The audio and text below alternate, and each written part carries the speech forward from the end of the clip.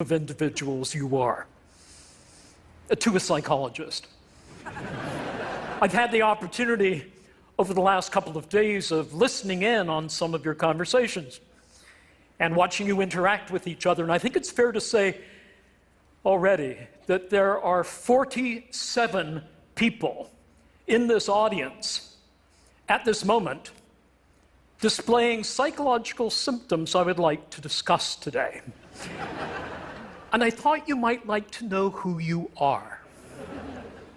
But instead of pointing at you, which would be gratuitous and intrusive, I thought I would tell you a few facts and stories in which you may catch a glimpse of yourself. I'm in the field of research known as personality psychology, which is part of a larger personality science which spans the full spectrum from neurons to narratives. And what we try to do, in our own way, is to make sense of how each of us, each of you, is in certain respects like all other people, like some other people, and like no other person. Now, already you may be saying of yourself, I'm not intriguing. I am the 46th most boring person in the Western Hemisphere. Or you may say of yourself, I am intriguing, even if I am regarded by most people as a great thundering twit. But it is your self-diagnosed boringness and your inherent twittiness that makes me as a psychologist really fascinated by you. So let me explain why this is so.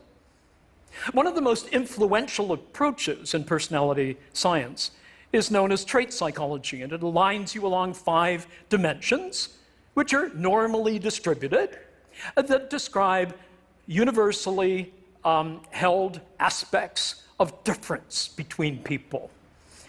They spell out the acronym OCEAN. So O stands for open to experience versus those who are more closed. C stands for conscientiousness, in contrast to those with a more lackadaisical approach to life. E, extroversion, in contrast to more introverted people. A, agreeable individuals, in contrast to those decidedly not agreeable. And N, neurotic individuals, in contrast to those who are more stable. All of these dimensions have implications for our well-being, for how our life goes. And so we know that, for example, openness and conscientiousness are very good predictors of life success, but the open people achieve that success through being audacious and occasionally odd. The conscientious people achieve it through sticking to deadlines, to persevering, as well as having some passion. Extroversion and agreeableness are both conducive to working well with people. Extroverts, for example, I find intriguing. With my classes, I sometimes give them a basic fact that might be revealing with respect to their personality. I tell them that it is virtually impossible for adults to lick the outside of their own elbow. Did you know that? Already, some of you have tried to lick the outside of your own elbow. But extroverts amongst you are probably those who have not only tried, but they have successfully licked the elbow of the person sitting next to them. Those are the extroverts. Let me deal in a bit more detail with extroversion because it's consequential and it's intriguing, and it helps us understand what I call our 3 natures. First, our biogenic nature, our neurophysiology. Second, our sociogenic or second nature, which has to do with the cultural and social aspects of our lives. And third, what makes you individually you, idiosyncratic, what I call your idiogenic nature. Let me explain. One of the things that characterizes extroverts is they need stimulation. And that stimulation can be achieved by finding things that are exciting. Loud noises, parties, and social events here at TED. You see the extroverts forming a magnetic core, and they all gathered together, and I've seen you. The introverts are more likely to spend time in the quiet spaces up on the second floor, where they are able to reduce stimulation and may be misconstrued as being antisocial, but you're not necessarily antisocial. It may be that you simply realize that you do better when you have a chance to lower that level of stimulation. Sometimes it's an internal stimulant from your body. Caffeine, for example, works much better with extroverts than it does introverts. When extroverts come into the office at 9 o'clock in the morning and say, I really need a cup of coffee, they're not kidding. They really do. Introverts do not do as well, particularly if the tasks they're engaged in, and they've had some coffee, if those tasks are speeded and if they're quantitative, introverts may give the appearance of not being particularly quantitative, but it's a misconstrual. And so here are the consequences that are really quite intriguing.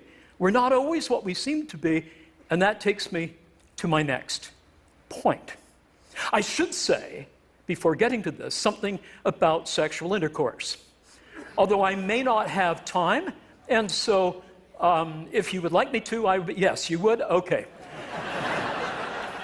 There are studies done on the frequency with which individuals engage in the conjugal act, as broken down by male, female, introvert, extrovert.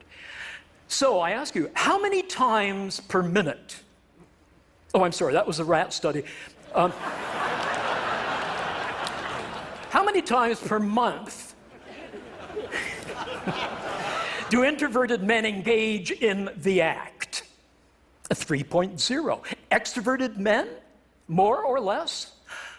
Yes, more. 5.5, almost twice as much.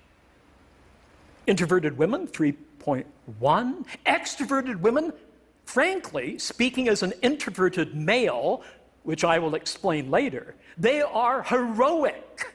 7.5, they not only handle all the male extroverts, they pick up a few introverts as well.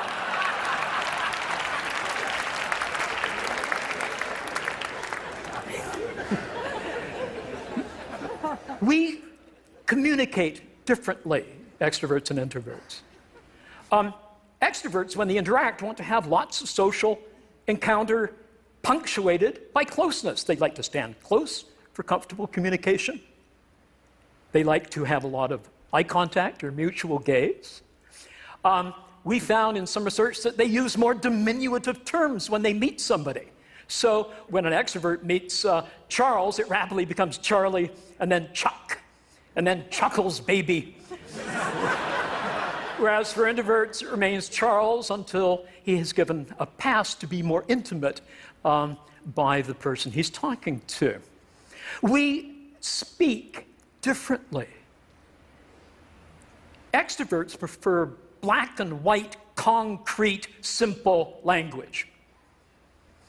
Introverts prefer, and I must again tell you, that I am as extreme an introvert as you could possibly imagine.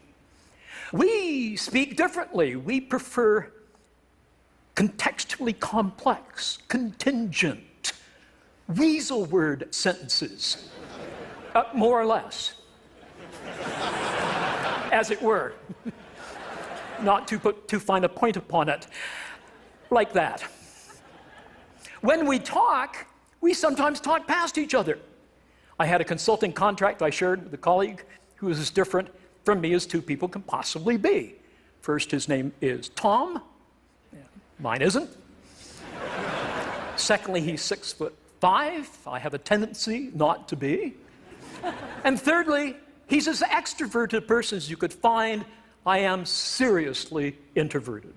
I overload so much I can't even have a cup of coffee after 3 in the afternoon and expect to sleep in the evening.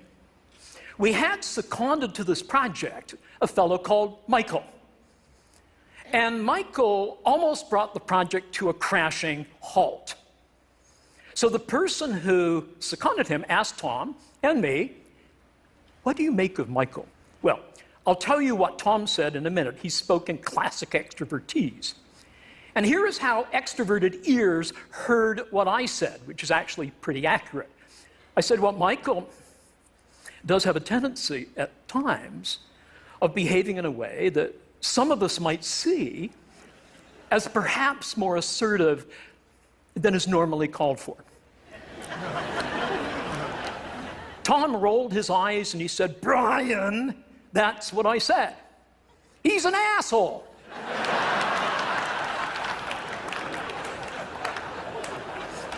Now, as an introvert, I might gently allude to certain assholic qualities in this man's behavior, but I'm not going to lunge for the A word.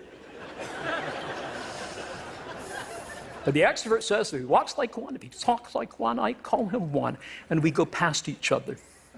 Now, is this something that we should be heedful of? Of course, it's important that we know this. Is that all we are? Are we just a bunch of traits? No, we're not. Remember, you're like some other people and like no other person. How about that idiosyncratic you? As Elizabeth or as George, you may share your extroversion or your neuroticism. But are there some distinctively Elizabethan features of your behavior or Georgian of yours that makes us understand you better than just a bunch of traits that make us love you, not just because you're a certain type of person? I'm uncomfortable putting people in pigeonholes. I don't even think pigeons belong in pigeonholes. So what is it that makes us different? It's the doings that we have in our life, the personal projects. You have a personal project right now, but nobody may know it here. It relates to your kid. You've been back 3 times to the hospital and they still don't know what's wrong. Or it could be your mom. And you've been acting out of character. These are free traits.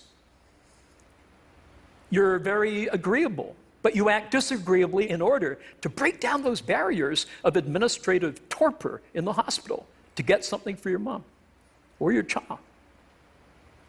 What are these free traits? They're where we enact a script in order to advance a core project in our lives.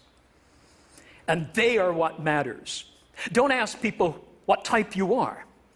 Ask them, what are your core projects in your life? And we enact those free traits. I'm an introvert, but I have a core project, which is to profess. I'm a professor.